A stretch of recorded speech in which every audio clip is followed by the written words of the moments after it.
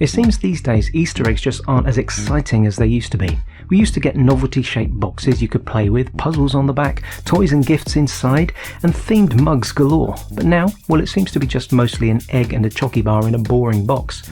Or maybe it's just my rose tinted spectacles? Perhaps, but regardless, in an effort to reignite our childhood memories, we're going to take a look now at 20 examples of vintage, nostalgic Easter eggs from decades past. And for a bit of extra fun, we're doing it in a quiz format.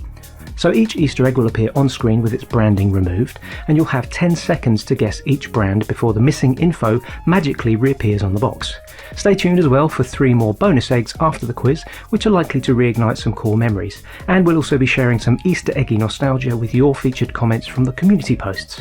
So go ahead and grab yourself some yummy chocolate as we delve into the depths of Easter's gone by with a nostalgic, retro and possibly even rose-tinted look back at some examples of how chocolate Easter eggs used to be before we started moaning about prices, shrinkflation and how much better everything used to be. We're starting off with an easy one, mainly because it was shown in the thumbnail of this video. It's one of the most memorable Easter egg box shapes and was based on the advert for this chunky chocolate bar that was loved by lorry drivers. Yorkie, and just look at those awesome little individually wrapped chunks of Yorkie bar chocolate that used to be included alongside the egg. You could really get your teeth into those. You might get this one from the classic soldier design on the box, which would normally have been associated with Christmas.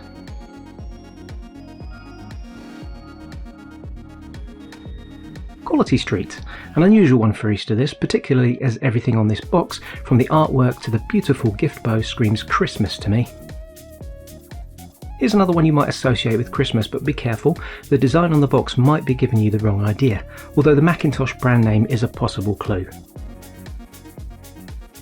Yep, it's Quality Street again, but this box looks deceptively like a Cadbury's Roses design, thanks to the 30 or so red and pink roses emblazoned all over it. Here's another box design that would have been an exciting one for young lads, and possibly young lasses as well, if they had a liking for action toys. It's Yorkie again, and it's a space shuttle rocket this time. This was one of many alternative Yorkie egg box designs that came to market over the years, other examples being a fire engine, a tow truck, a dump truck and a monster truck. This might be another easy one. There's a pretty massive clue hiding in plain sight amongst the colourful clowns displayed on the box. It's Cadbury's buttons, and you'll probably be kicking yourself if you didn't notice the 17 Cadbury's buttons clearly displayed in the box art. More challenging this one, as there's no real clue on the box other than the Macintosh brand name and the mention of a caramel flavour. Caramac. Bit of a sad one this, as Caramac was only recently discontinued in 2023. It was basically white chocolate but with a light brown colour and a caramelly flavour. It was one of those love it or hate it products, a bit like Marmite. The cheeky monkeys on this box are giving no clues as to the identity of this confectionery. All I'll say is, consider the Cadbury's brand and the fact that this would normally have been a chocolate product aimed at adults. Milk tray. Bit of an obtuse box design, but I can only presume that the milk tray chocolates were probably being served up at the tea party that the chimpanzees were enjoying in the box art. Another potentially challenging one, with the only decent clue being the various coloured shapes on the box.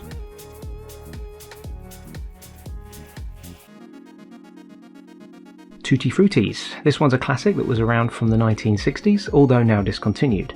The coloured shapes on the box look basically the same as the square, rounded-edged, fruit-flavoured Tutti Frutti chews. You might get this one from the Rowntree's brand name and from some of the pictures on the box.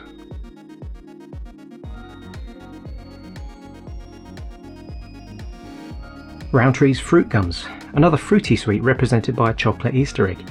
These were like a smooth version of fruit pastels, with various fruit flavours combined in one packet, as represented by the fruits shown on the box here. Should be fairly easy this one once you realise that the product was representative of something that would have been found coming out of the rear end of a bird.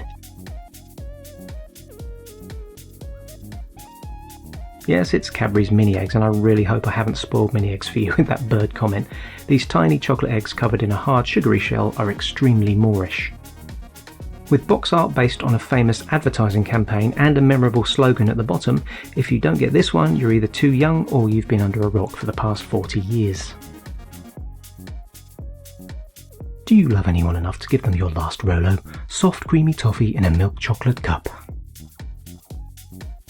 Not an easy one to guess this unless it turns out to be Danish bacon or something, so I'll give you a clue.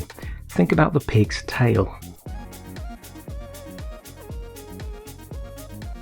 A curly-whirly egg in a pig-shaped box. I can't decide if this is a bit of a stretch or if it's absolute genius.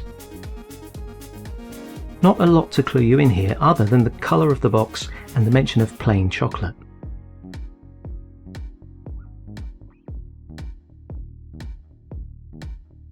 Black Magic, another classic Chocky Box selection aimed at adults, this time with a slightly more sophisticated box and not a chimp in sight. You should get this almost immediately, although it is an older packaging design, so it may well catch a few of you out.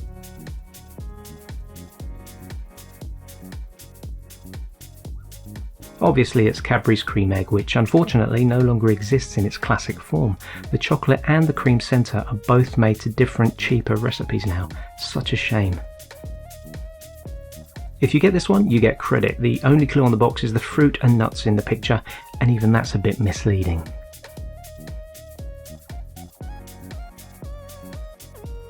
It's Cadbury's Picnic, a chocky bar containing chewy caramel, peanuts and raisins. Apparently the camel is a reference to a picnic advertising campaign from 1993 featuring Calvin the camel. Another Roundtree one now, and again you might get this from the fruity pictures on the box.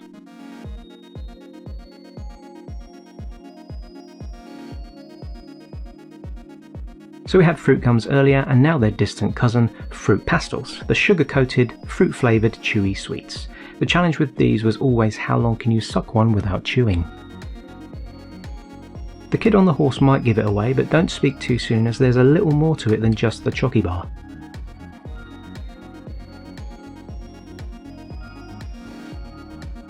Yes, it's Milky Bar, but more than that, it's Milky Bar buttons. I thought this one might be a little too easy, what with all those green bubbles floating up the side of the box.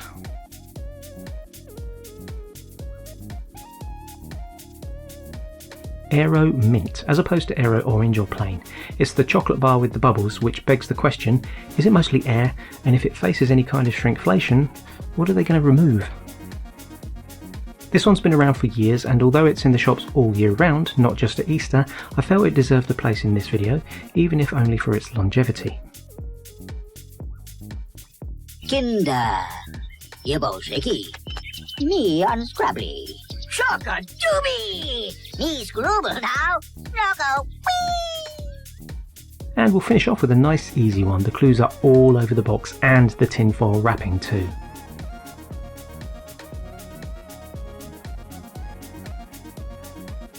Of course it's Smarties, small round colourful discs of chocolate covered in a hard sugary shell. The question is though, do the different colours have particular flavours, or do they all taste the same? I think they all taste the same, but you can put me right in the comments section where I'll be doubling down on my opinion on the matter. I'll see you there.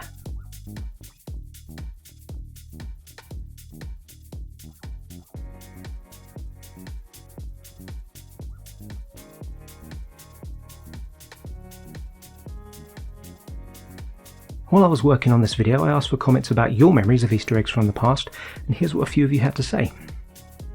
From the community post section of my YouTube channel, Cool Hand Luke's favourite Easter egg was the Yorkie truck and its variations. His nan always bought one of those for him.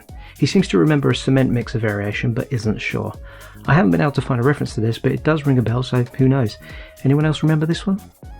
Nigel XP4RF remembers when Easter eggs came with a mug and a couple of bars of chocolate, or tubes and bags if it was Smarties, Maltesers or buttons. He also remembers a Doctor Who egg in a TARDIS-shaped box that had opening doors and came with a book and a set of transfers. Nigel mentions various Easter egg mugs that decorated his mug tree over the years, and various other Easter egg likes and dislikes, but I have to say that Doctor Who TARDIS egg is a great example of how manufacturers used to be more creative with their designs, compared to the relatively basic and unimaginative boxed eggs we see flooding the supermarket shelves these days. Thomas Cook used to love painting eggs on Sunday school trips to various places, including Aberfoyle in Scotland.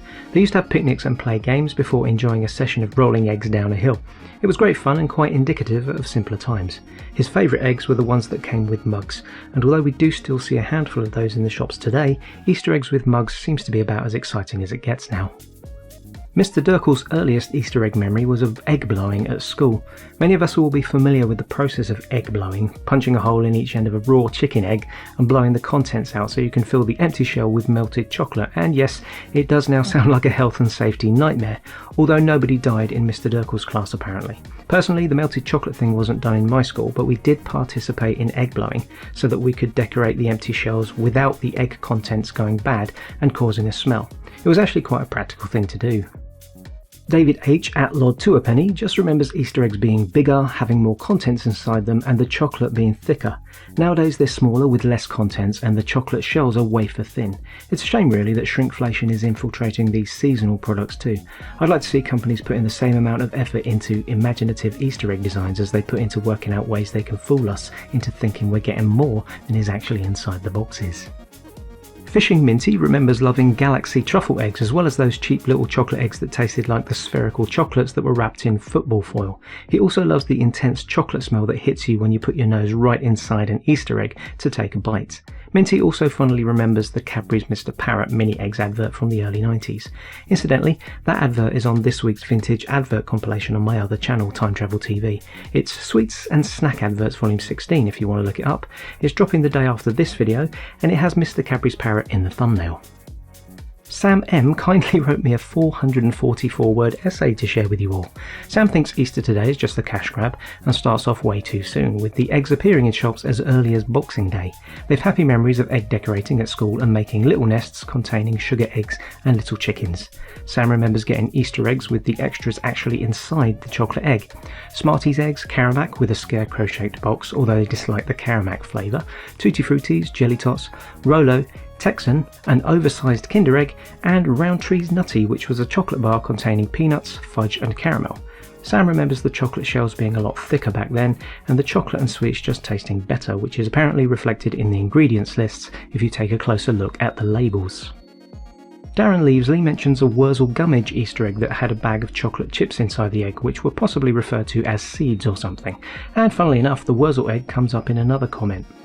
Over on Bluesky Social, Chinnyvision brings up Rod Hull and Emu Easter eggs being a huge missed opportunity, as they were made from the nastiest, cheapest old cack ever.